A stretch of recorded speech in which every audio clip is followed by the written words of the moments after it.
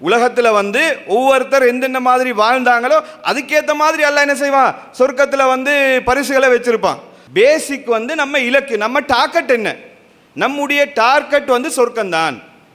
நம்முடைய டார்கெட் வந்து சொர்க்கம் என்று இருக்கும்போது இந்த உலகத்தில் நடக்கக்கூடிய பிரச்சனைகள், இந்த உலகத்தில் நடக்கக்கூடிய கஷ்டங்கள் எல்லாத்தையுமே தாங்கிக் கொள்றதுக்கு அது என்ன செய்யும், நமக்கு ரொம்ப பயனுள்ளதாக அமையும்.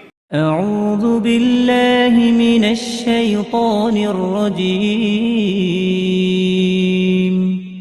بسم الله الرحمن الرحيم إن الحمد لله نحمده ونستعينه ونستغفره ونعوذ بالله من شرور أنفسنا ومن سيئات أعمالنا من يهده الله فلا مضل له ومن يضلله فلا هادي له وأشهد أن لا إله إلا الله وحده لا شريك له وأشهد أن محمدا عبده ورسوله أما بعد فقد قال الله تعالى في القرآن الكريم والفرقان المجيد يا أيها الذين آمنوا اتقوا الله حق تقاته ولا تموتن إلا وأنتم مسلمون وقال نبينا صلى الله عليه وسلم إن أصدق الحديث كتاب الله وأحسن الهدي هدي محمد وشر الأمور محدثاتها وكل محدثة بدعة وكل بدعة ضلالة وكل ضلالة في النار.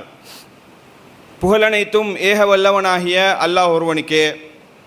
அல்லாஹ்வுடைய சாந்தியும் சமாதானமும் நம் உயிரை விட மேலாக மதிக்கக்கூடிய கண்மணி நாயகம் ஸல்லல்லாஹு அலைஹி வஸல்லம் அவர்கள் மீதும், அவர்களை பின்பற்றி வாழ்ந்த உத்தம சத்திய சஹாபாக்கள், சஹாபிய பெண்மணிகள், குறிப்பாக இங்கு இருக்கக்கூடிய நம் அனைவர் மீதும் என்றென்றும் நின்று நிலவட்டுமாக. அல்லாஹ்வுடைய மகத்தான கிருபையினால் புனிதமிக்க ரமலான் மாதத்தை அடைந்து இறை தூதர் காட்டித்தந்த அடிப்படையில் இரவு தொழுகையை தொழுதுவிட்டு அவனுடைய மார்க்கத்தை அதன் தூய்மையான வடிவத்தில் அறிய வேண்டும் என்ற நன்னோக்கிலே நாம் எல்லாம் இந்த இடத்திலே ஒன்று கூடியிருக்கிறோம். பேரன்புக்குரிய அல்லாஹ்வின் நல்லடியார்களே, இன்ஷா அல்லாஹ் இந்த ரமலான் மாதம் முழுவதும் ஸ்ரீலங்கா தௌஹீத் ஜமாத்தினுடைய தலைமையகத்தில் தொடர்ச்சியாக பயான் நிகழ்ச்சி நடைபெற இருக்கிறது. இரவு தொழுகையை தொடர்ந்து தொடர்ச்சியாக பயான் நிகழ்ச்சி நடைபெற இருக்கிறது. அதில் வந்து முதல் கட்டமாக, முதல் பகுதியாக இன்றிலிருந்து 6 நாட்களுக்கு ஒரு தலைப்பும், அதாவது சுவனத்தை நோக்கி ஒரு சுற்றுலா என்ற தலைப்பில் 6 நாட்கள் தொடர்ச்சியாக உரை நிகழ்த்தப்படும். அதற்கு பின்னாடி வரக்கூடிய நாட்கள்லையும் அடுத்தடுத்த உலமாக்கள் ஒவ்வொரு தலைப்புகளில் தொடர்ச்சியாக உரை நிகழ்த்துறதுக்கு இருக்கிறாங்க. எனவே அனைவரும் அதை முழுமையாக பயனடையுமாறு கேட்டுக்கொள்வதோடு, இன்றைய தலைப்பில் சுவனத்தை நோக்கி ஓர் சுற்றுலா என்ற தலைப்பு தேர்வு செய்தனுடைய நோக்கம் என்னவென்று சொன்னால், சொர்க்கத்தை பற்றி ஒரு முழுமையான பிக்சரை வந்து நம்ம தெரிந்து கொள்ளணும். சொர்க்கம் வந்து எப்படி இருக்கும், சொர்க்கத்தில் இருக்கக்கூடிய இன்பங்கள் என்ன, அந்த இன்பங்களை பற்றி குர்ஆன் என்ன சொல்லுது, ஹதீஸ் என்ன சொல்லுது என்று சொல்லி ஆதாரபூர்வமான செய்திகளை மாத்திரம் அடிப்படையாக கொண்டு சொர்க்கத்தில் இருக்கக்கூடிய இன்பங்கள் என்ன என்பதை முழுமையாக தெரிந்து கொள்ள வேண்டும் என்பதற்காக வேண்டித்தான் இந்த தலைப்பு தேர்வு செய்யப்பட்டிருக்கிறது. ஏன்னா சொர்க்கத்தை பற்றி நமக்கு தெரிஞ்சிருந்தாலும், சொர்க்கத்தில் இருக்கக்கூடிய இன்பங்களை பற்றி நாம் அறிந்திருந்தாலும், குர்ஆன் சுன்னா அடிப்படையில் உண்மையாக சொல்லப்பட்ட விஷயங்கள் என்ன என்பது வந்து பலருக்கு சந்தேகமாக, டவுட்டாக இருக்கும். நான் சொர்க்கத்தை பற்றி தெரிந்து வைத்திருக்கக்கூடிய செய்தி உண்மைதானா, இந்த இன்பங்கள் எல்லாம் சொர்க்கத்தில் இருக்குதா என்பதை தெளிவாக புரிந்து கொள்ள வேண்டும் என்பதற்காக வேண்டித்தான் இந்த தலைப்பு தேர்வு செய்யப்பட்டிருக்கிறது.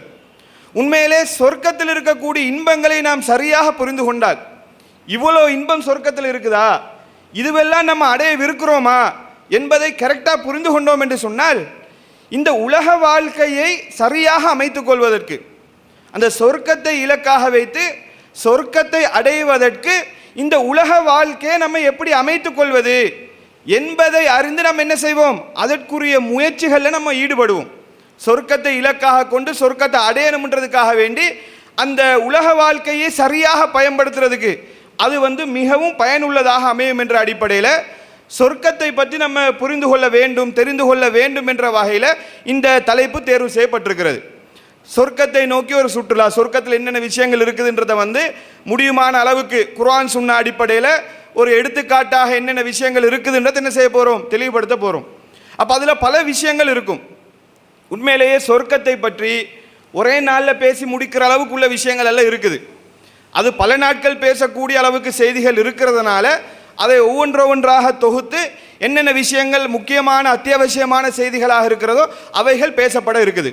குறிப்பாக சொல்லப்போனால் சொர்க்கத்தை பற்றி, சொர்க்கத்தில் இருக்கக்கூடிய இன்பங்கள் என்னென்ன இன்பங்களை சொர்க்கத்தில் நாங்கள் அனுபவிக்கிறதுக்கு இருக்கிறோம், அங்கே வந்து உணவாக நாங்கள் என்னென்ன விஷயங்கள் உட்கொள்ள இருக்கிறோம், குடிக்கக்கூடிய விஷயங்கள், குடிபானமாக என்னென்ன விஷயங்கள் இருக்குது, அதே போல் சொர்க்கத்தில் இருக்கக்கூடிய வேறு வகையான இன்பங்கள், என்னென்ன இன்பங்களை நாங்கள் அடையவிருக்கிறோம், அல்லாஹ் நமக்கு என்ன இன்பங்கள் எல்லாம் ஏற்பாடு செஞ்சு வச்சிருக்கிறான்ற விஷயங்களை பார்க்க இருக்கிறோம். அதே போல் சொர்க்கத்தில் நிறைய படித்தரங்கள் இருக்குது. சொர்க்கத்தில் வந்து எல்லாரும் உலகத்தில் மௌத்தா போனோம் எல்லாரும் தூக்கி எல்லாம் ஒரு அடியில் ஒரே சொர்க்கத்தில் போட்டுற மாட்டான். உலகத்தில் வந்து ஒவ்வொருத்தர் எந்தெந்த மாதிரி வாழ்ந்தாங்களோ அதுக்கேற்ற மாதிரி எல்லாம் என்ன செய்வான், சொர்க்கத்தில் வந்து பரிசுகளை வச்சிருப்பான். ஒரு மனுஷன் உலகத்தில் தியாகம் பண்ணி நிறைய நல்ல காரியங்கள் பண்ணி நிறைய தான தர்மங்கள் பண்ணி அவன் நிறைய தியாகம் பண்ணி வாழ்ந்திருப்பான். ஒருத்தர் வந்து எல்லாத்துக்கும் கணக்கு பார்த்து தான் அல்லாஹ்வோட பாதையில் கொடுப்பாரு, இபாதத்துகளும் கணக்கு பார்த்து தான் செய்வாங்க அல்லது கொஞ்சம் கொஞ்சம் தான் செய்வாங்க, தியாகங்களும் கொஞ்சம் கொஞ்சம் தான் செய்வாங்கன்னு சொன்னால் ரெண்டு பேருக்கும் ஒரே அளவு கொடுக்கறது நியாயமா? தியாகத்துக்கு ஏற்ற மாதிரி அவனுடைய படித்தரம் இருக்கணுமா இல்லையா? அப்போ அதுக்கேற்ற மாதிரி அல்லாஹ் படித்தரத்தை வைத்திருக்கிறான். அந்த படித்தரங்கள் என்ன, அதில் லோவாக இருக்கக்கூடிய படித்தரம் எப்படி இருக்கும் என்பது போன்ற பல விஷயங்களை வந்து என்ன செய்ய இருக்கிறோம், நம்ம வந்து தொடர்ச்சியாக பார்க்கவிருக்கிறோம். இப்போ சொர்க்கத்துக்குள்ளே டைரெக்டாக அந்த சுற்றுலா ஒரே அடியில் சொர்க்கத்துக்குள்ளே போகிறதுக்கு முன்னாடி அதுக்கு முன்னாடி சில விஷயங்கள் அடிப்படைகளை வந்து நாங்கள் புரிந்து கொள்ளணும்.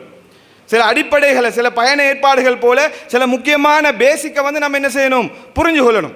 அப்போ அந்த பேசிக்கெல்லாம் புரிஞ்சதுக்கு பின்னாடி சொர்க்கத்தில் இருக்கக்கூடிய இன்பங்கள் என்னன்றதை வந்து நாங்கள் ஒவ்வொன்றாக பார்ப்போம். முதலாவது வந்து சொர்க்கத்துக்குள்ள உள்ள இன்பங்களை விளங்குறதுக்கு முன்னாடி சொர்க்கம் பற்றிய நம்பிக்கை, மறுமை பற்றிய நம்பிக்கை, இதை பற்றி இஸ்லாம் என்ன சொல்லுது என்பதை வந்து நம்ம புரிஞ்சு கொள்ளணும்.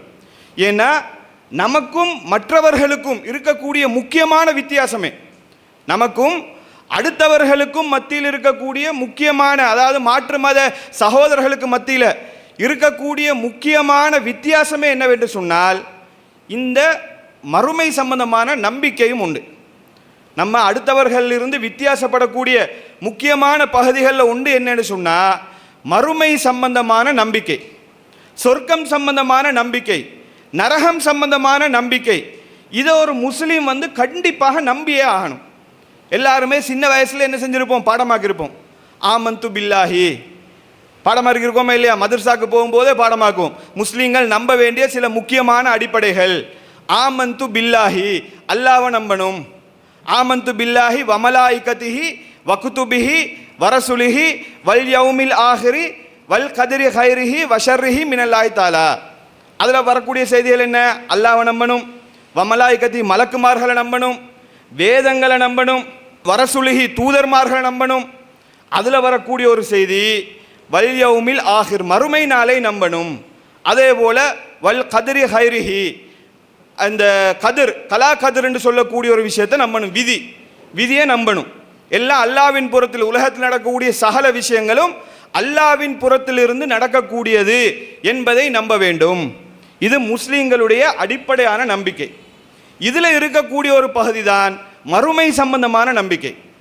முஸ்லீம்கள் என்று சொன்னாலேயே மறுமை நாளை நம்ப வேண்டும். முஸ்லீம் என்று சொன்னாலேயே மறுமை நாளை நம்பணும். மறுமை என்ன, இந்த உலகத்தில் நாங்கள் மௌத்தா போனதுக்கு பின்னாடி அங்கே வந்து அல்லாஹ் சுருக்கமாக சொல்கிறதா இருந்தேன்னு சொன்னால் அங்கே அல்லாஹ் வந்து விசாரிப்பான்.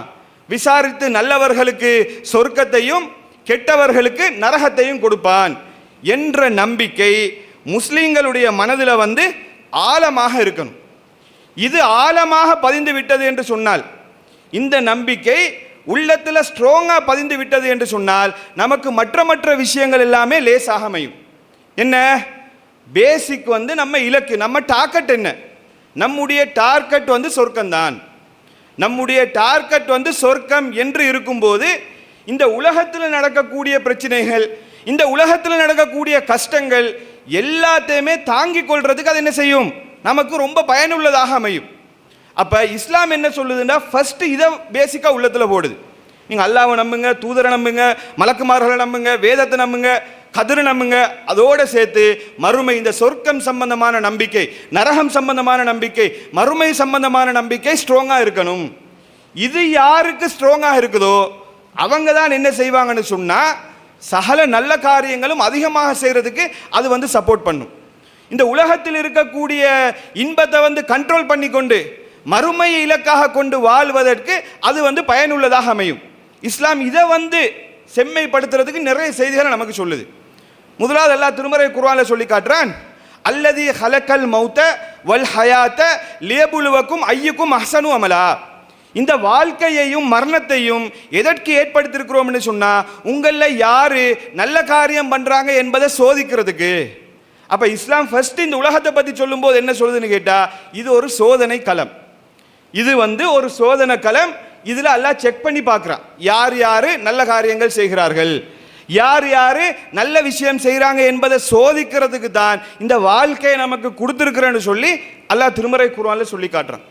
இன்னொரு வசனத்தில் சொல்லும் போது அல்லாஹ் சொல்றான், வமல் ஹயாத்து துன்யா இல்லா மதாஉல் குரூர்.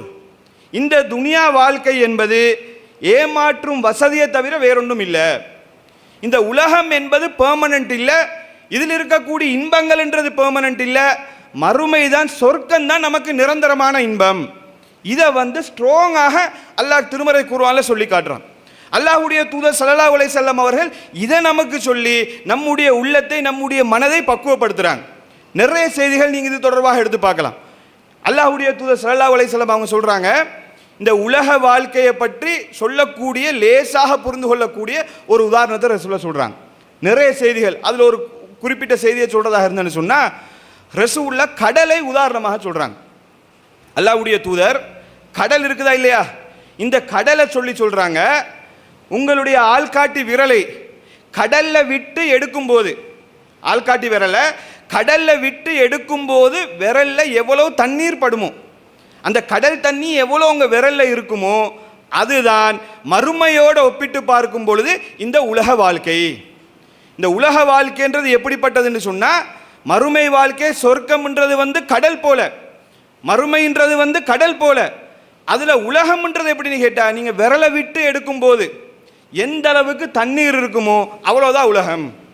அப்ப கற்பனை பண்ணி பாருங்க சொர்க்கம்ன்றது எப்படி இருக்கும். அதாவது மறுமை வாழ்க்கை, அதனுடைய டியூரேஷன், அதனுடைய காலம் எவ்வளோ இருக்கும்ன்றதை யோசிச்சு பாருங்க. கடல்ல விரலை விட்டு எடுக்கிற அளவுக்கு தண்ணின்னு சொன்னா, அப்ப கடல் எவ்வளவு பெருசு, அதுல எவ்வளவு தண்ணீர் இருக்குது, அதுல விரல்ல பட்டு வரக்கூடியது எவ்வளவு அளவு இருக்கும் யோசிச்சு பாருங்க. அப்ப இதை விட இந்த உலகத்தையும் மறுமையையும் கம்பேர் பண்றதுக்கு, அழகாக புரிந்து கொள்வதற்கு வேற உதாரணம் தேவை இருக்காது. அந்த அளவுக்கு அழகா ரசூலுல்லாஹ் சொல்றாங்க. இன்னொரு சந்தர்ப்பத்தில் அல்லாஹ்வுடைய தூதர் ஸல்லல்லாஹு அலைஹி வஸல்லம் அவர்கள் சென்று கொண்டிருக்கும் பொழுது ஒரு ஆடு செத்து கிடக்குது, காதுகள் சிறுத்த ஒரு ஆடு செத்து கிடக்குது.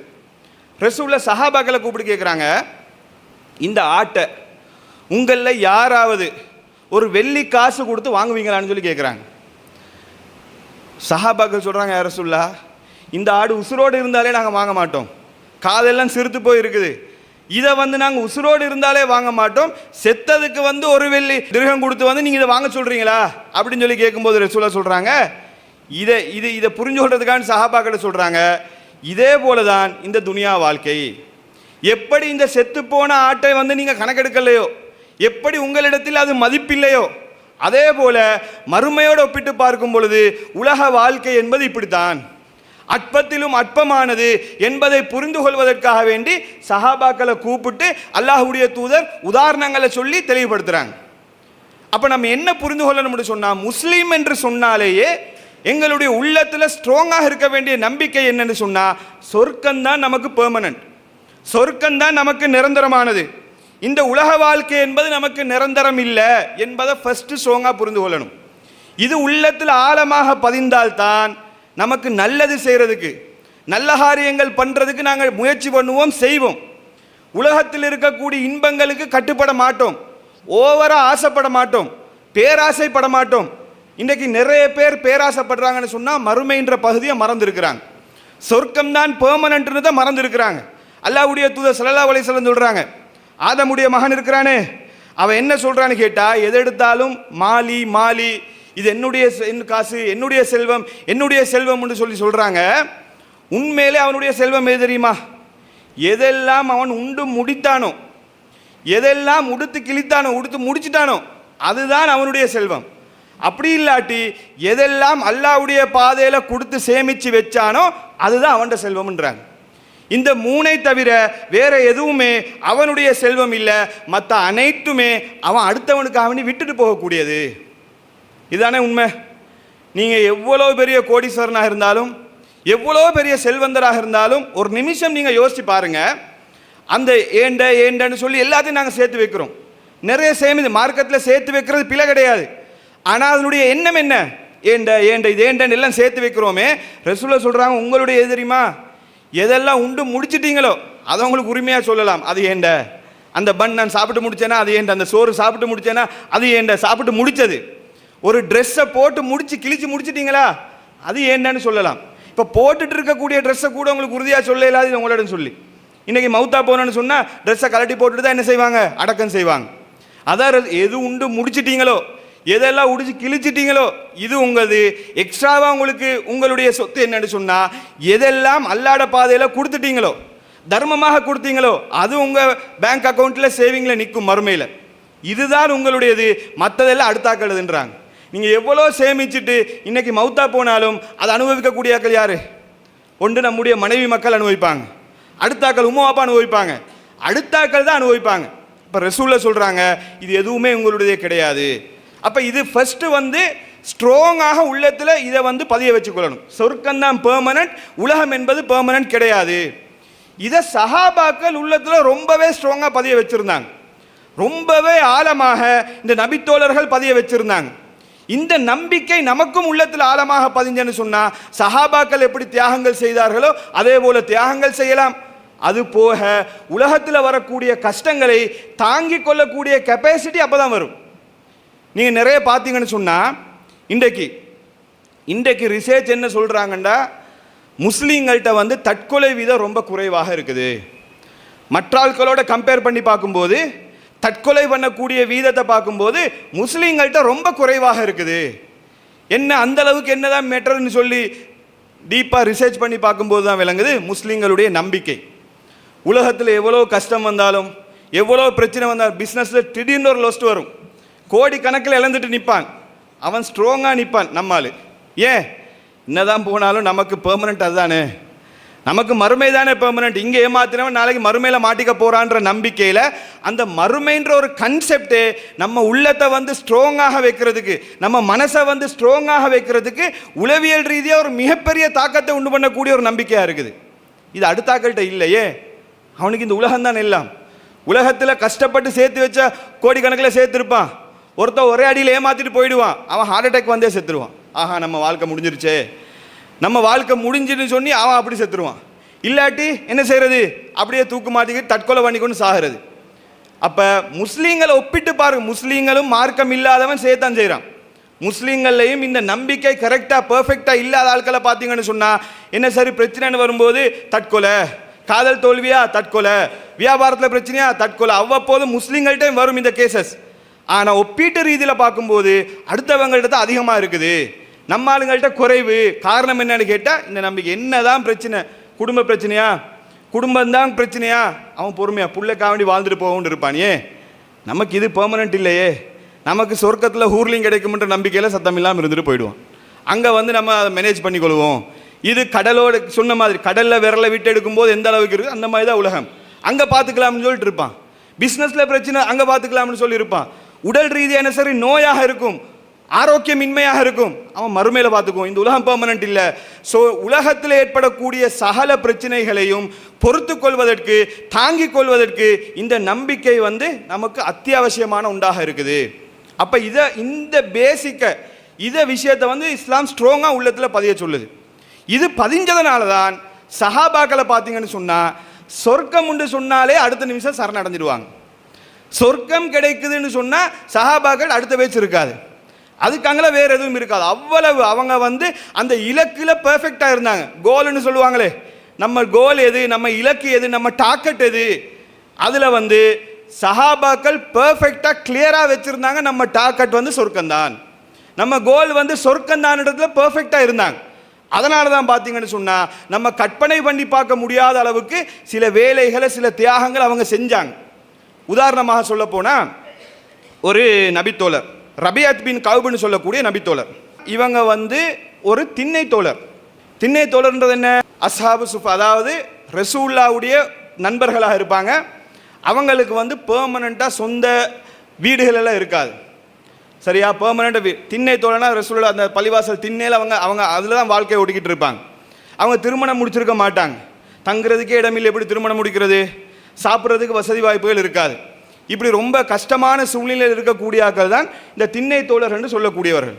இதில் இருக்கக்கூடிய ஒரு நபித்தோழர் தான் ரபியத் பின் கஅப்னு சொல்லக்கூடிய ஒரு நபித்தோழர்.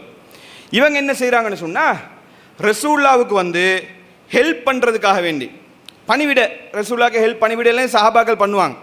ஒரு முறை அல்லாஹ்வுடைய தூதர் ஸல்லல்லாஹு அலைஹி வஸல்லம் அவர்கள் தொழுகைக்காக வேண்டி வரும்போது இந்த நபித்தோழர் என்ன பண்ணுறாங்கன்னு சொன்னால் ரசூலுல்லாஹ்க்காக வேண்டி ஒழு செய்கிறதுக்கு தண்ணி ஊற்றுறாங்க.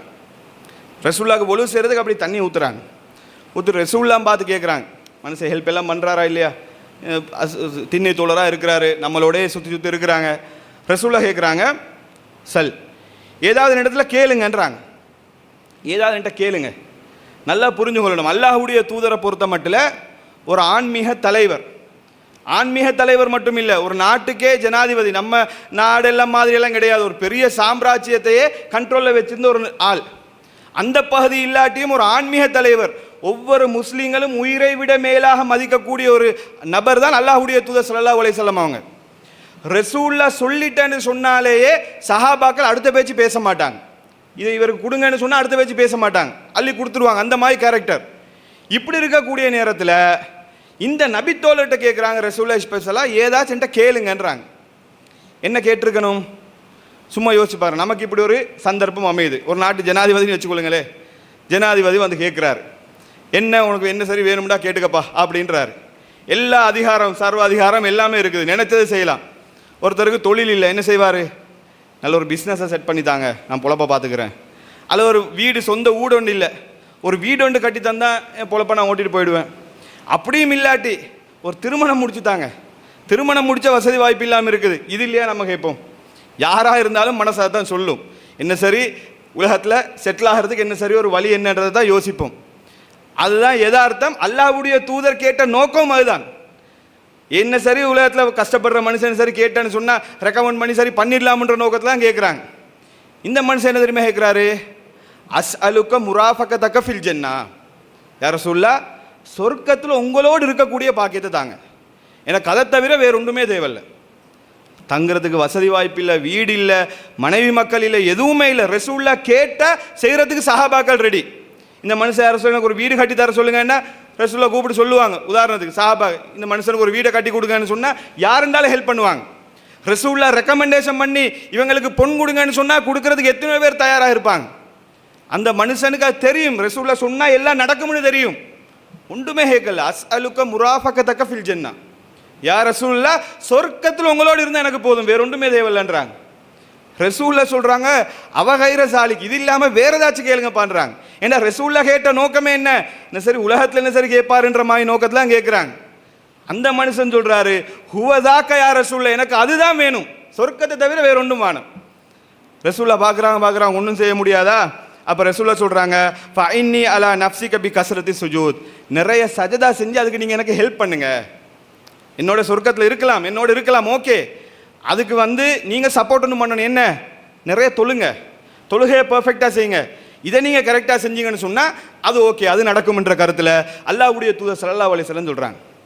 அப்போ யோசிச்சு பாருங்க, உலகத்தில் அவ்வளவு கஷ்டப்படக்கூடிய ஒரு மனிதர், ஒன்றுமே இல்லை, சாப்பிட்றது கூட வசதி இல்லாமல், தங்கக்கூட இடம் இல்லாமல் திண்ணையில் இருக்கக்கூடிய ஒரு நபித்தோழருக்கு ஒரு ஆப்பர்ச்சுனிட்டி கிடைக்குது, எது கேட்டாலும் கிடைக்கும்ன்ற மாதிரி உலகத்தில் அந்த நபர் அந்த டைமில் அதை கேட்காம எனக்கு சொர்க்கம்தான் வேணும், சொர்க்கத்தில் ரசூலுல்லாஹ்வோடு இருக்கணும்னு கேட்குறாங்கன்னு சொன்னால் உள்ளத்தில் எவ்வளோ ஸ்ட்ராங்காக இந்த சொர்க்கம், இந்த சிந்தனை பதிஞ்சிருக்குன்னு பாருங்க. சொர்க்கத்தை அடையணும், சொர்க்கம் தான் பெர்மனன்ட். இந்த உலகத்தில் திண்ணையில் இருந்துட்டு போனாலும், கஷ்டப்பட்டுட்டு போனாலும் பெர்மனன்ட் எனக்கு சொர்க்கம் தான். ஸோ சொர்க்கத்தில் பெர்மனன்ட் ஆகிக்கொள்வோம். அங்கே ஒரு இடத்த சும்மா சரி ரசூலுல்லாஹ் அதை கேட்டு ஓகே உங்களுக்கு சொர்க்கம் கன்ஃபார்ம்னு சொன்னால் சரியே முடிஞ்சிருச்சே, கேட்டு சொர்க்கம் தான் வேணும்னு சொல்லும்போது எப்படி நபித்தோழர்களுக்கு ரசூல சொர்க்கத்துக்கு நன்மாரேன்னு சொன்ன மாதிரி ஓகே நீங்கள் சொர்க்கவாசி தான் என்று சொன்னால் அதை விட வேற என்ன தேவை இருக்குது? அப்போ நபித்தோழர்கள் ரசூல்லாட்டிருந்து பெற வேண்டிய விஷயங்களில் சொர்க்கத்தை எப்படியாச்சு அந்த துவாவை பெற்றுக்கொள்வோம், சொர்க்கத்தை அடைவோம்ன்றதுல குறியாக இருக்கிறாங்க. அதே போல் இன்னொரு செய்தியை நீங்கள் பார்க்கலாம். உஹது யுத்தம் நடந்து கொண்டிருக்குது. முஸ்லீம்களுக்கு ஓரளவு ஃபெயிலியரான ஒரு யுத்தம். முதல் ரவுண்டில் முஸ்லீம்கள் ஜெயிச்சாலும் ரெண்டாவது ரவுண்டில் ஃபெயிலியரான ஒரு யுத்தம். நிறைய சஹாபாக்கள் கொல்லப்படுறாங்க, நிறைய சஹாபாக்கள் ஷஹீதாக்கப்பட்ட, பிரபல்யமான சஹாபாக்கள் எல்லாம் ஷஹீதாக்கப்பட்ட ஒரு யுத்தம். இந்த நேரத்தில் ஃபகால ரஜுல், ஒரு மனிதர், ஒரு நபித்தோழர், அல்லாஹ்வுடைய தூதர் ஸல்லல்லாஹு அலைஹி வஸல்லம் அவங்கள்ட்ட கேட்குறாங்க, உஹது நேரத்தில் கேட்குறாங்க, அரஐத இன் குதில்து ஃபஐன அன, இந்த இடத்துல இந்த யுத்தத்தில் நான் கொல்லப்பட்டேன்னு சொன்னால் நான் எங்கே இருப்பேன், அது சம்மந்தமாக நீங்கள் என்ன நினைக்கிறீங்க அப்படின்னு ரசூலுல்லாஹ் கேட்குறாங்க. அதுக்கு அல்லாஹ்வுடைய தூதர் ஸல்லல்லாஹு அலைஹி வஸல்லம் சொல்கிறாங்க, கால ஃபில் ஜன்னா, இந்த யுத்தத்தில் நீங்கள் கொல்லப்பட்டேன்னு சொன்னால் சொர்க்கத்தில் தான் இருப்பீங்க என்று சொல்கிறாங்க. அந்த நபித்தோழர் கையில் சில பேரிச்சம்பழத்தை வச்சுட்டு இருக்கிறாங்க. அந்த பேரிச்சம்பழத்தை உதறிவிட்டு சும்மா காத்தல ஹத்தா குத்தில, உயிர் நீக்கப்படும் வரைக்கும், கொல்லப்படும் வரைக்கும் அவர் யுத்தம் செய்தார். பிறகு ஷஹீதாக்கப்பட்டார், கொல்லப்பட்டார் என்று சொல்லக்கூடிய செய்தியை பார்க்க முடிகிறது. ஒரே ஒரு வார்த்தை, இந்த இடத்துல கொல்லப்பட்ட சொர்க்கம் என்று சொன்னதுதான் போதும். அந்த பேரிச்சம்பழத்தை சாப்பிட்றத கூட யோசிக்காம, அதை கூட சாப்பிட்டுட்டு அதுக்கு கூட டைம் வேஸ்ட் பண்ணக்கூடாது, நம்ம களத்தில் இறங்கணும்னு சொல்லி உடனே களத்தில் இறங்கி யுத்தம் செய்கிறார். எந்த அளவுக்குன்னு சொல்ல, கொல்லப்படும் வரைக்கும் யுத்தம் செய்தார் என்று சொல்லக்கூடிய செய்தியை பார்க்க முடிகிறது. என்று சொன்னால் சொர்க்கம்ண்டா எல்லாத்தையும் தூக்கி போட ரெடி, எல்லாத்தையும் தியாகம் பண்ண ரெடி என்று சொல்லக்கூடிய மனநிலையில் இருக்கிறாங்கன்னு சொன்னால் காரணம் என்ன? ஸ்ட்ராங்கா உள்ளத்தில் சொர்க்கம் பதிஞ்சதுதான். சொர்க்கத்தை தவிர வேற ஒன்றுமே அவர்களை இந்த இடத்துக்கு கொண்டு போய் சேர்க்கல. இன்னும் சொல்ல போனால் இன்னொரு நபித்தோழர் அனஸ் பின் நலர்னு சொல்லக்கூடிய நபித்தோழர், இவங்க பத்ர் யுத்தத்தில் கலந்து கொள்ளலை. பத்ர் யுத்தத்தில் கலந்து கொள்ளாமல் எங்கேயோ போயிட்டாங்க. பத்ர் யுத்தம் திடீர்னு நடந்த ஒரு யுத்தம் தானே. இப்போ கலந்து கொள்ளாமல் போயிட்ட உடனேயே வாராங்க, இவங்க சொல்கிறாங்க, இந்த யுத்தத்தில் மட்டும் நான் இருந்திருந்தேன்னு சொன்னால் என்ன நடந்திருக்கும்ன்றதை நீங்கள் பார்த்துருப்பீங்க. அதாவது பவர்ஃபுல்லாக போராடி இருப்பேன், இதை யுத்தத்தில் நான் போராடி இருப்பேன்ன்றதை நீங்கள் பார்த்துருப்பீங்கன்ற கருத்தில் அந்த நபித்தோழர் சொல்கிறார். சொல்லிட்டு இன்னொரு சந்தர்ப்பம் கிடைச்சான்னு சொன்னால் களம் இறங்கணும் என்ற அடிப்படையில் இருக்கிறாங்க. இப்போ உஹது யுத்தம் நடக்குது. அதே மாதிரி உஹது யுத்தம் நடக்கும்போது இப்போ இவங்களுக்கு ஏற்கனவே வாக்குறுதி கொடுத்துட்டாங்க, சந்தர்ப்பம் கிடைச்சான்னு சொன்னால் அந்த யுத்தத்தில் இருந்திருந்தேன்னு சொன்னால் நம்ம எப்படி இருந்திருப்போம் என்றதை காட்டிருப்போம்ன்ற வாக்குறுதி கொடுத்துருக்குறாங்களா இல்லையா? அப்போ இவங்க என்ன பண்ணுறாங்கன்னு சொன்னால், யுத்த காலத்தில் உஹது யுத்த காலத்தில் அனஸ் பின் நதர் என்று சொல்லக்கூடிய நபித்தோழர் களமிறங்கி போராடுறாங்க, யுத்தம் செய்து கொண்டிருக்கிறார். எந்த அளவுக்கு யுத்தம் செய்கிறாங்கன்னு சொன்னால், அப்படியே யுத்தம் செஞ்சு போயிட்டு இருக்கும்போது சாத் பின் முஆத் ரலியல்லாஹு அன்ஹு அவங்க முன்னுக்கு வராங்க, ஃபேஸ் டு ஃபேஸ் வராங்க. வரும்போது அவங்க சொல்கிறாங்க, நான் சொர்க்கத்தையே விரும்புகிறேன், நான் சொர்க்கத்தை தான் விரும்புகிறேன், அல்லாவின் மீது ஆணையாக இந்த உஹது மலை அடிவாரத்தில் சொர்க்கத்தின் வாடையை நான் உணர்கிறேன் என்று சொல்லி அவங்க யுத்தம் செய்கிறாங்க. சாத் பின் முஆத் என்று சொல்லக்கூடிய நபித்தோழர் பின்னாடி இந்த செய்தி அல்லாஹ்வுடைய தூதர்ட்ட சொல்கிறாங்க, யா ரசூலல்லாஹ், அதை என்னால் வர்ணிக்க முடியாது, அந்த அளவுக்கு அவர்கள் யுத்தம் செய்தார்கள். யுத்தம் செய்து கடைசியாக கொல்லப்படுறாங்க. எந்த அளவுக்கு என்று சொன்னால், வாள் வெட்டுக்கள், ஈட்டிக்காயம் எல்லாம் குத்தி சின்னாவினமாக்குறாங்க. இணை வைப்பாளர்கள் அவர்களுடைய உடலை சிதைச்சு போடுறாங்க. எந்த அளவுக்குன்னு அடையாளம் காண முடியாத அளவுக்கு, இவங்க யாருன்றே தெரியாத அளவுக்கு கடைசியாக அவர்களுடைய சகோதரி உடலை அடையாளம் கண்டு சொல்றாங்க, இது அனஸ் பின் நதர் என்று சொல்லக்கூடிய என்னுடைய சகோதரன் தான். எதை வச்சு தெரியுமா அடையாளம் காண்றாங்க?